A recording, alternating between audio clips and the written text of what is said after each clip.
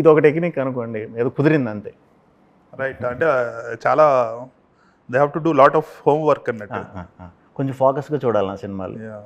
Especially Hydraa గురించి ఉంటుంది. అది అప్పుడు జరుగుతున్న సిచ్యువేషన్ అది. ఇప్పుడు లేదు, అది ఇప్పుడు లేదు. నాకు నిజంగా అది డ్రీమ్ సీక్వెన్స్ అండి సినిమాలో. నాకు హైడ్రా టీవీలో అది ఇది చూసి ఇంటికి వెళ్ళిన తర్వాత పడుకున్న రోజు నైట్ నాకు తీసేయాలంట అని నాకు వచ్చింది డ్రీమ్. ఇదేంటిది ఎంత ఇన్ఫ్లుయెన్స్ చేసిందా ఇది, ఓకే. ఆ మూడ్లో ఉన్నప్పుడు మేము డ్రీమ్ సీక్వెన్స్కి చేస్తున్నాం, సో అక్కడ వాడామన్నమాట. అంటే మీరు మీ సినిమాలో ఎటువంటి మీమ్స్ పెట్టినా, ఎవరి మీద సెటైర్లు వేసినా కూడా పీపుల్ డోంట్ మైండ్ అన్నట్టు, because you have a clean image.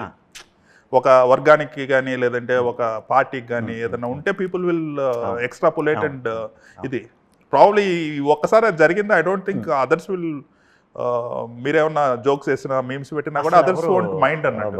నన్ను పిలిచి సినిమాలో చెప్పినట్టు చెప్పంటారండి అందరూ. అంటే వాంటెడ్లీ చెయ్యం కాబట్టి అది అందరికీ తెలుసు. నాతో పరిచయం వాళ్ళు అందరికీ తెలుసు నా గురించి.